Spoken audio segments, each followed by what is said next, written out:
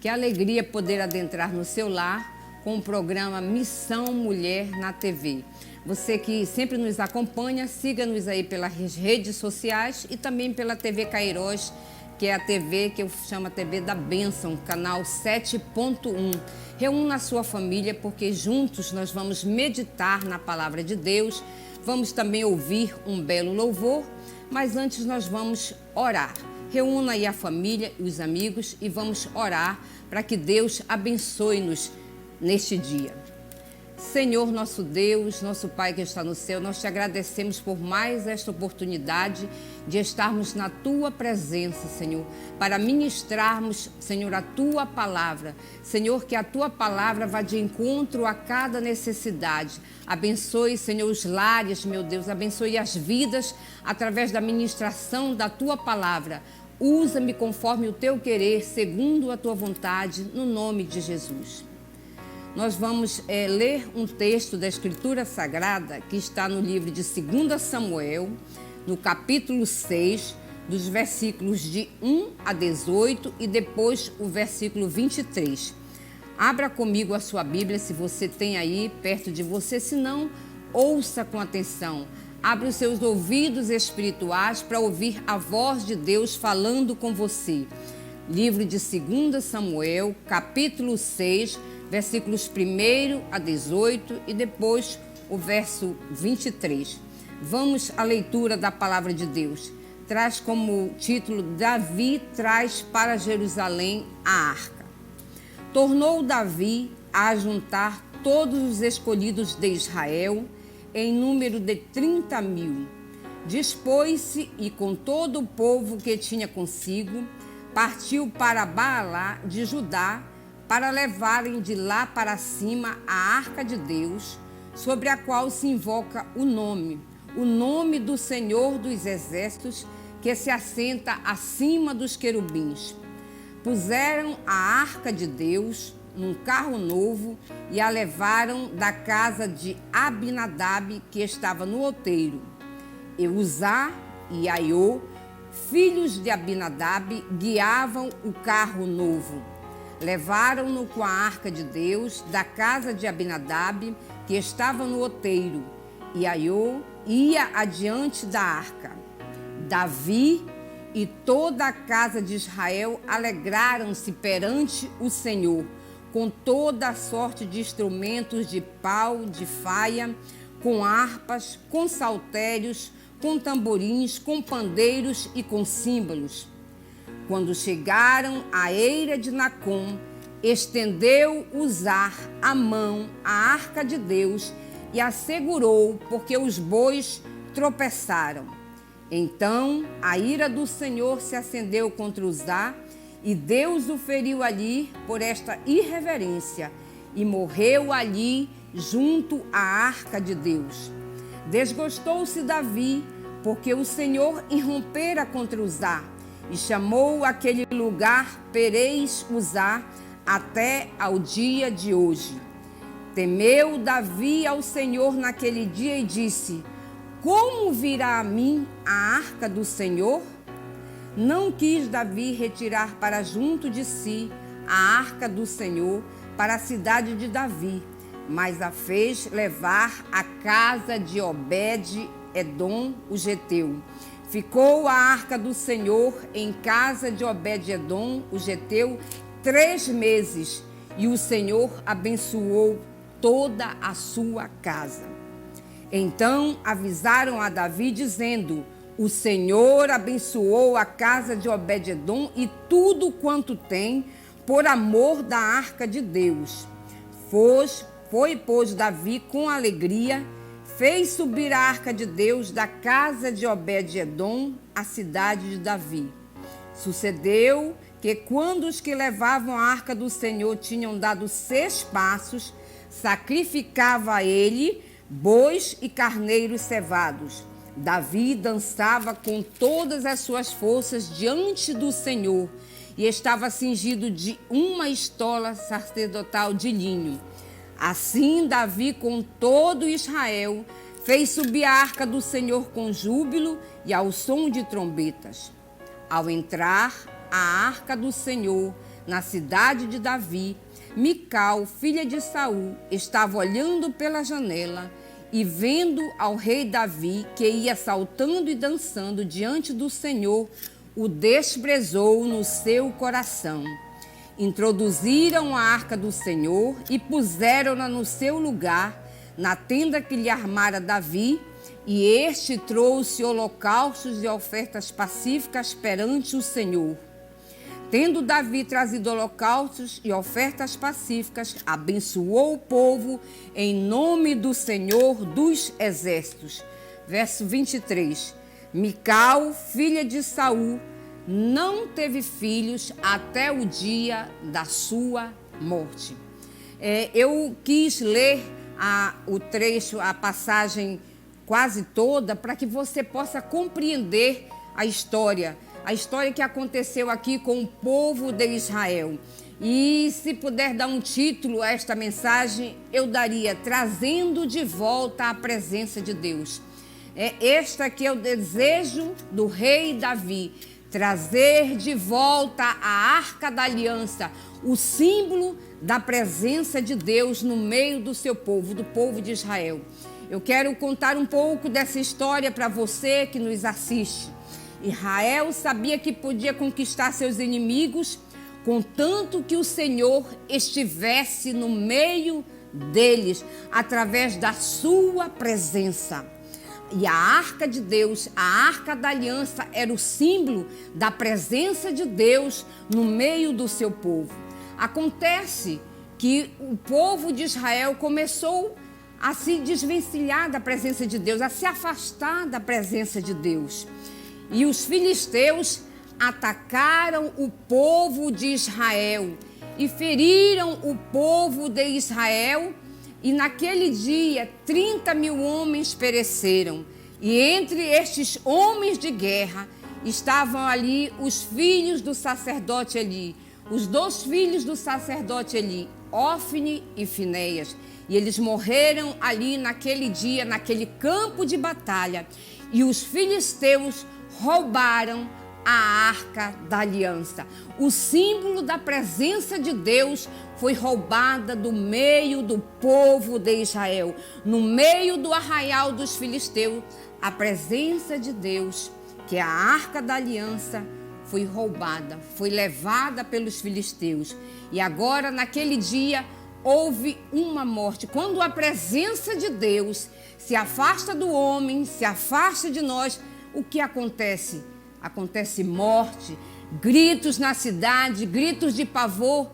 E o sacerdote Eli fica sabendo que os seus filhos morreram, mas a preocupação de Eli não foi tanto em saber que seus 2 filhos tinham morrido, mas foi quando aquele mensageiro chegou e disse assim: a Arca da Aliança foi roubada. E Eli morreu naquele instante, caiu da cadeira e quebrou o pescoço. E a nora de Eli, sua nora, a esposa de Finéias, estava grávida, já prestes a dar luz, e ela deu à luz ali a um menino, e ela colocou o nome Icabod. Foi-se a glória de Israel.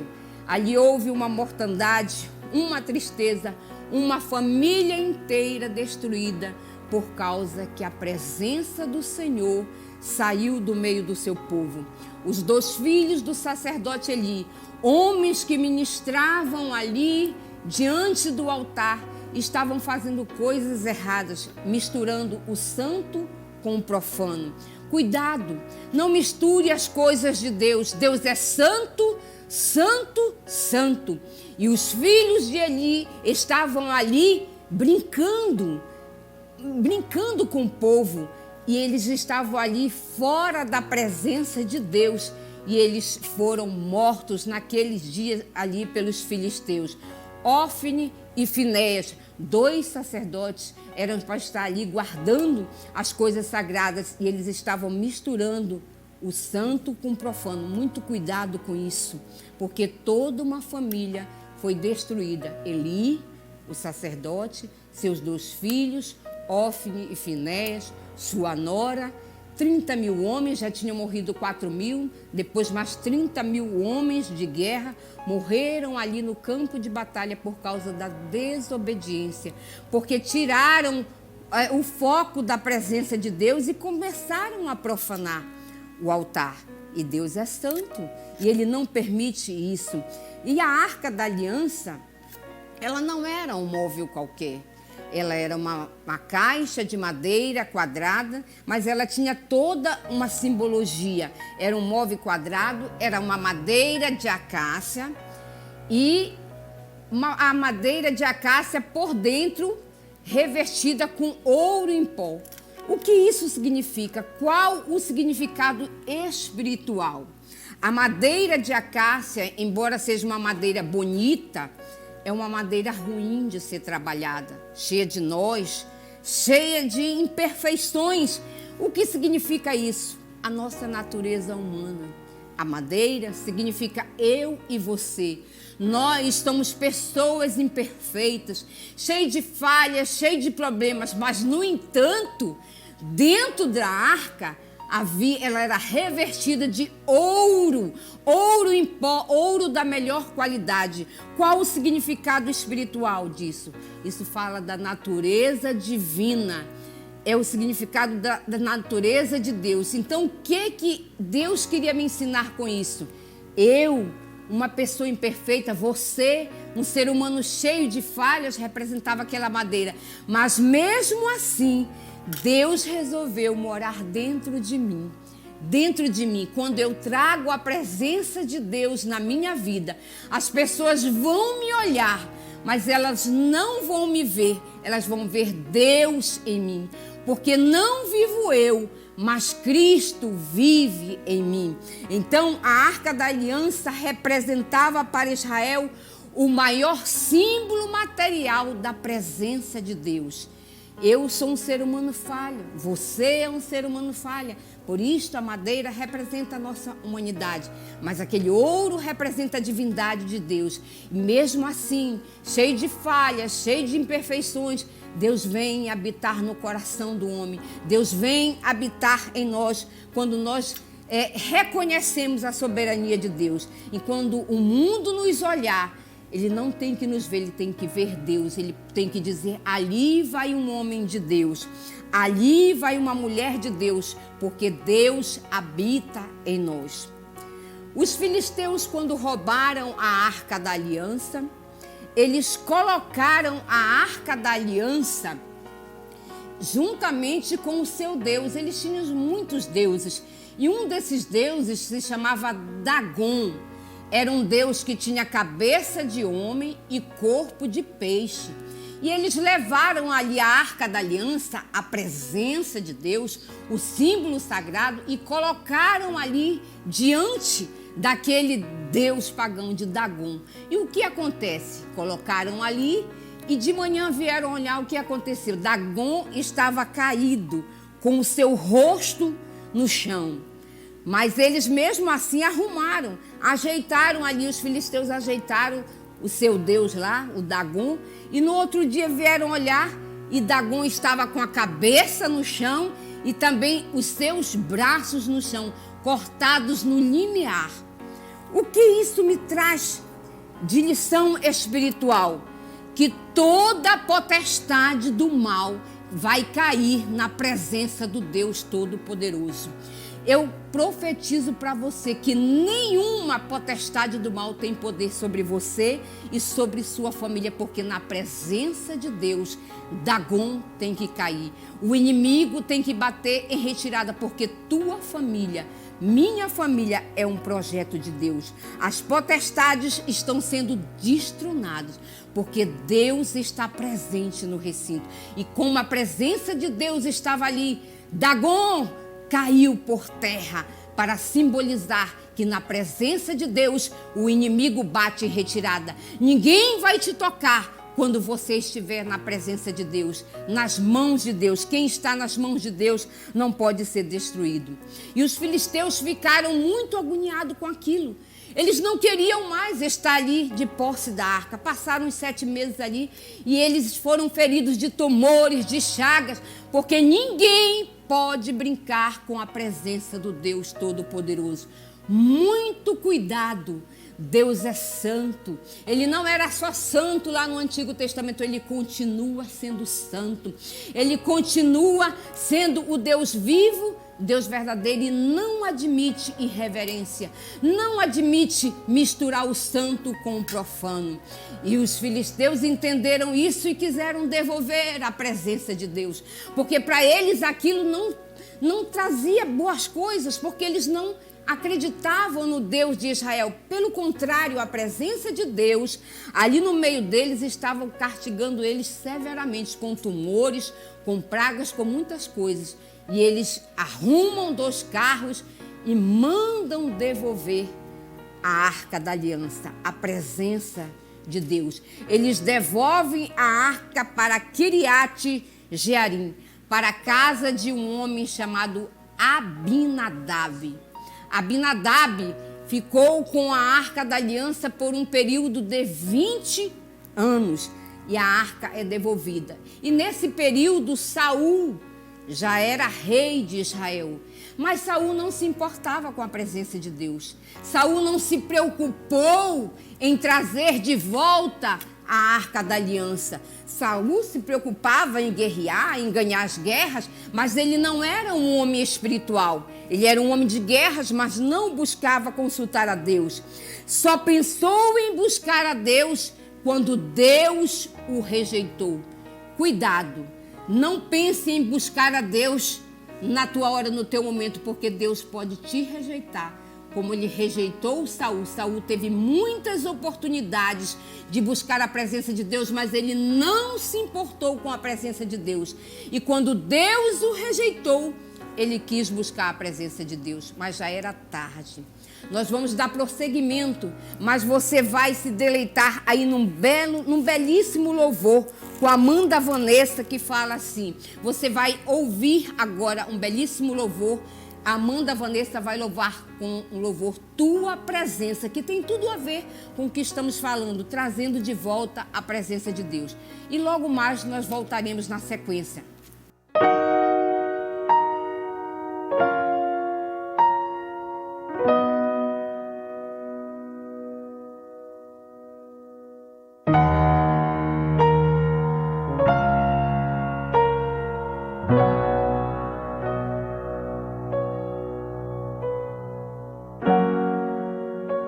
Entre no quarto e feche a porta. Chegou a hora de falar com Deus. Dobre os joelhos e sinta a presença que toma todo esse lugar. Sinta a glória de Deus.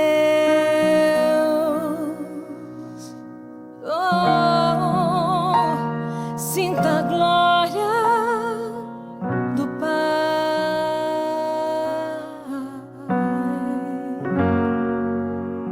Não se detenha se as lágrimas rolarem e as batidas do seu coração acelerarem.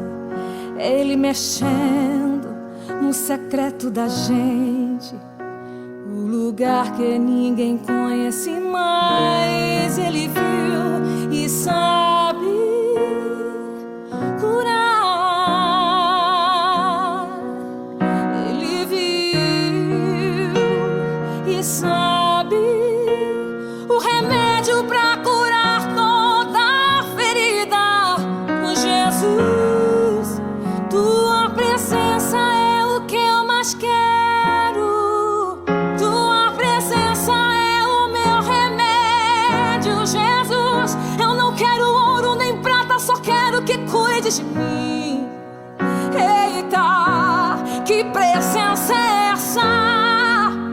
Presença que mexe e confronta com tudo aqui dentro da gente, que causa arrepio na alma e a gente sente. Jesus, que eu perca dinheiro e perca amigos, só não quero perder Tua presença. Tua presença. Tua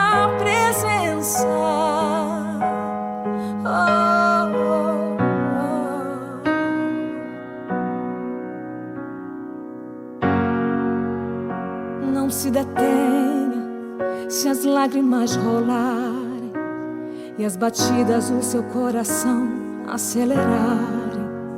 É Ele mexendo no secreto da gente, o lugar que ninguém conhece mais. Ele viu e sabe curar.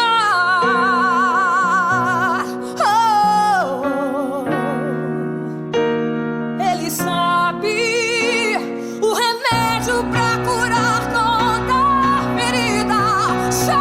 Jesus, tua presença é o que eu mais quero. Tua presença é o meu remédio. Jesus, eu não quero ouro nem prata, só quero que cuide de mim. Eita, que presença é essa? Presença que mexe e confronta com tudo aqui dentro da gente, que causa arrepio na alma e a gente sente. Jesus, que eu perca dinheiro e perca amigos, só não quero perder tua presença. Tua presença é tudo que eu mais quero. É tudo que eu mais quero. Jesus, tua presença é o que eu mais quero. Tua presença é o meu remédio. Eu não quero ouro nem prata, só quero que cuide de mim. Jesus, tua presença é o que eu mais quero. Tua presença é o meu remédio. Jesus, eu não quero ouro nem prata, só quero que cuide de mim. Só quero tua presença.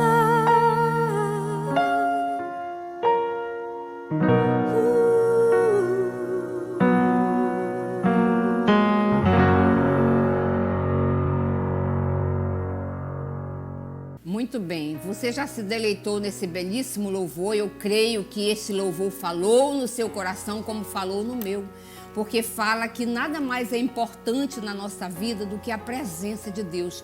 Porque quem é você sem a presença de Deus? Quem é você sem o Espírito Santo de Deus? Nós não somos nada, não valemos nada. Que a presença de Deus esteja em nossa vida a todo momento, porque eu digo que a presença de Deus é o ar que respiramos, é a vida que temos, porque nós não podemos fazer nada sem a presença de Deus. E Davi entendia muito bem isso. E Davi, ele tinha um sonho. Davi se alegrou quando matou o urso. Davi se alegrou quando matou o leão.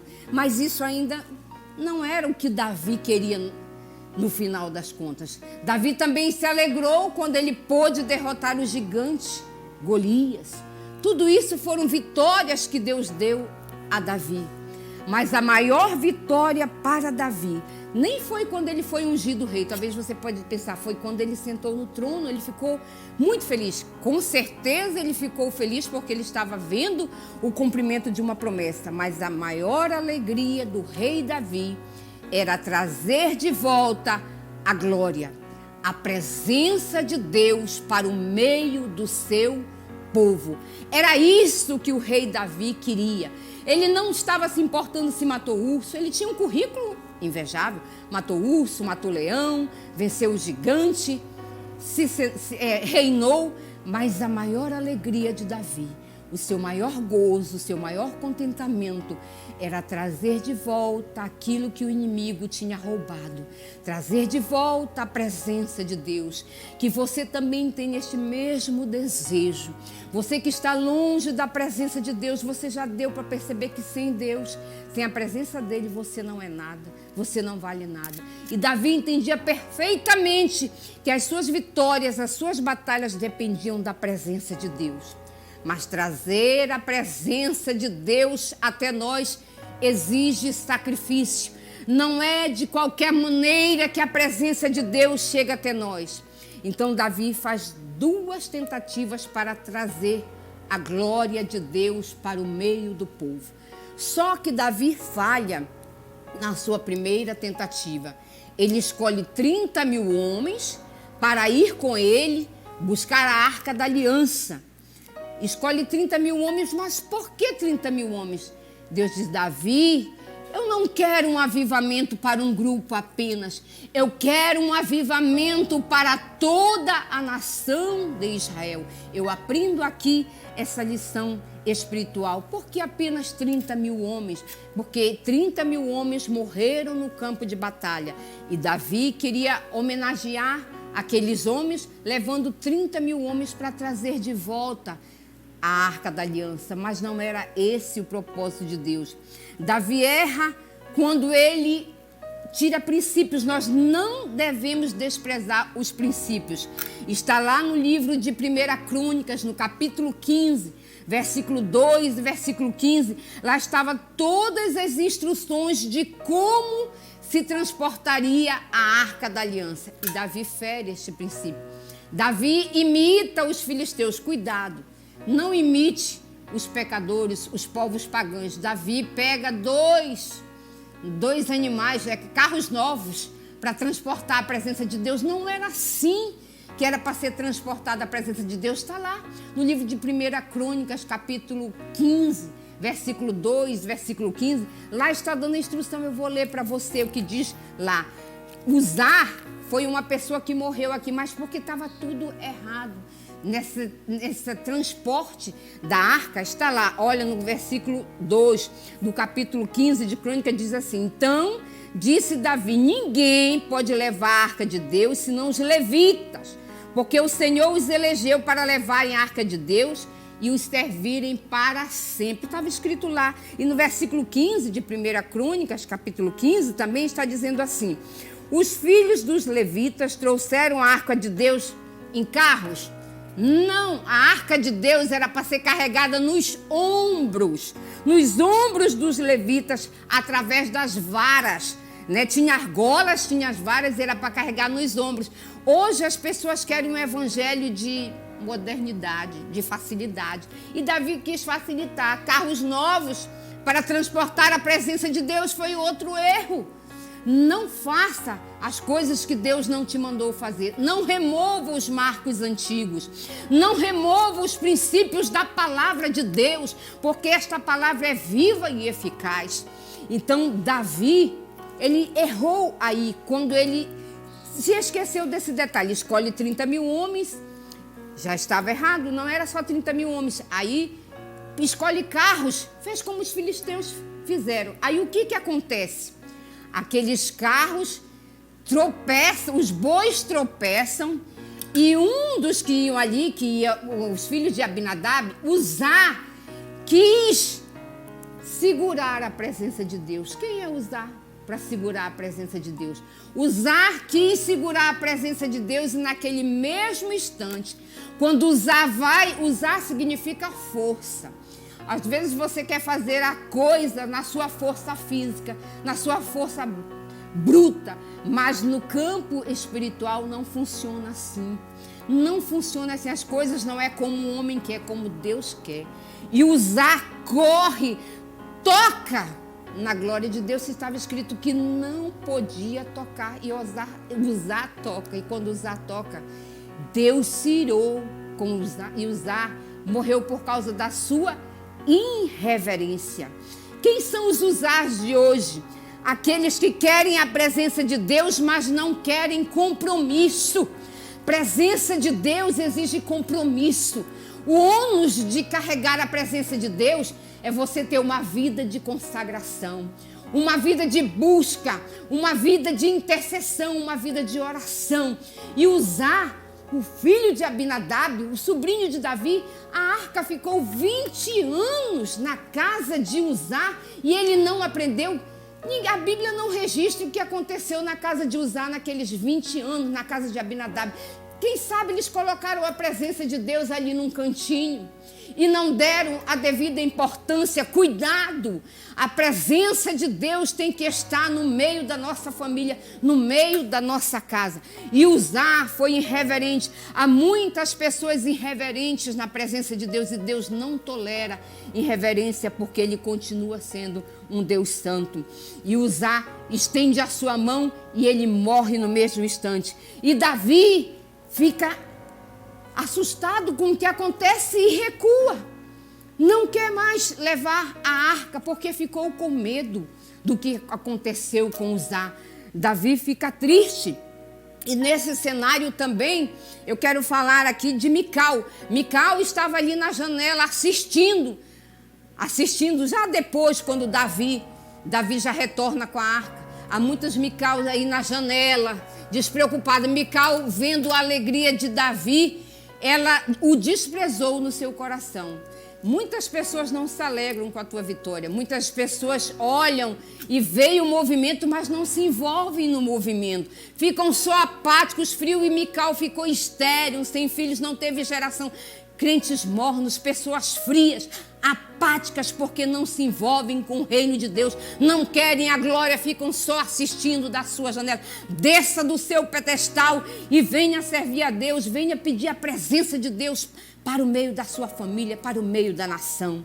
E Davi entende isso e procura um lugar, e aparece uma pessoa nessa história, um homem chamado Obed-Edom. Quem é Obed-Edom? Obed-Edom diz assim: eu me ofereço, eu quero pagar o preço da presença de Deus. É para levar no ombro? Eu vou levar no ombro. Eu quero levar a presença de Deus para a minha casa. Obed-Edom, este nome significa servo, servo de sangue. Ele era um servo, ele queria a marca do sangue do cordeiro na sua casa. E Obed-Edom, prontamente, ele diz: eu ofereço os meus ombros para levar a arca. É para levar, eu não tenho medo, eu quero levar a presença de Deus para minha casa, para minha família. Eu te convido hoje a fazer como Obed-Edom.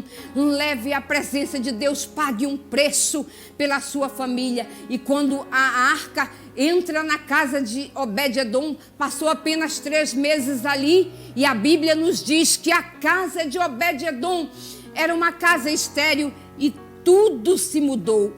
Houve uma nova história na vida de Obed-Edom. Interessante que eu vejo aqui que quando Uzá morreu, encerrou-se uma história para começar uma nova história. E aqui começa uma nova história na vida deste homem, Obed-Edom. E Obed-Edom leva a arca para a sua casa e ficou ali 3 meses. A arca na casa de Obed-Edom. E Obed-Edom disse assim: eu quero a presença de Deus para minha casa. E tudo mudou. Mudou tanto que a família de Obed-Edom impactou as outras famílias, porque chegou a notícia. Quando a presença de Deus entra nas nossas vidas, entra na nossa casa, o milagre acontece. Acabou a esterilidade dos animais, da casa de Obed-Edom, da família de Obed-Edom, e ele foi próspero esses 3 meses que a presença de Deus ficou na sua casa. Convide Deus para estar na sua casa. E Davi ouve a notícia, chegaram com a notícia: Davi, olha, a casa de Obed-Edom está prosperando. Aí Davi, agora sim, nessa segunda tentativa de trazer a arca de volta, Davi faz da maneira certa. Agora Davi manda cartas e convoca: olha, todos que quiserem ir comigo, buscar a presença de Deus, vamos lá, vamos cantando, vamos saltando. Mas agora ele fez diferente. Ele não apenas cantou, saltou. Aí a Bíblia diz: a cada 6 passos que davam, eles sacrificavam bois e carneiros. Eles faziam o sacrifício a cada 6 passos. Trazer a presença de Deus exige sacrifício. Qual é o sacrifício que você está fazendo para trazer a presença de Deus de volta para a sua casa? Davi, da segunda vez, ele disse assim: agora eu vou levar a presença de Deus de volta para o centro da nação, para abençoar toda uma nação. O que isso nos ensina? Nós precisamos, nós estamos vivendo dias difíceis, dias de muita incerteza, as pessoas correndo de um lado para o outro. Mas Davi disse, só tem um jeito para a nação de Israel, é trazer para o centro da nação a presença de Deus. Tem jeito para o Brasil, tem jeito para Marabá, tem jeito para o Pará, se nós trouxermos a presença de Deus para o centro, para o meio. E eu te convido a trazer a presença de Deus, assim como Davi se preocupou em colocar a presença de Deus no centro da nação. E toda a nação foi abençoada quando a arca da aliança voltou. E para finalizar, eu quero te dizer que havia 3 símbolos dentro da arca da aliança. Ali tinha 3 tesouros dentro da arca da aliança. Tinha as tábuas da lei, tinha a vara de Arão que floresceu e tinha um pequeno recipiente com uma amostra de maná. Qual o significado espiritual disso? As tábuas da lei significa aliança. E eu quero profetizar para ti que Deus tem uma aliança com você. Deus tem uma aliança com a tua casa. Deus tem uma aliança com a tua família. Nesta hora eu te convido a se arrepender, a voltar-se para o Senhor para que esta aliança seja restaurada.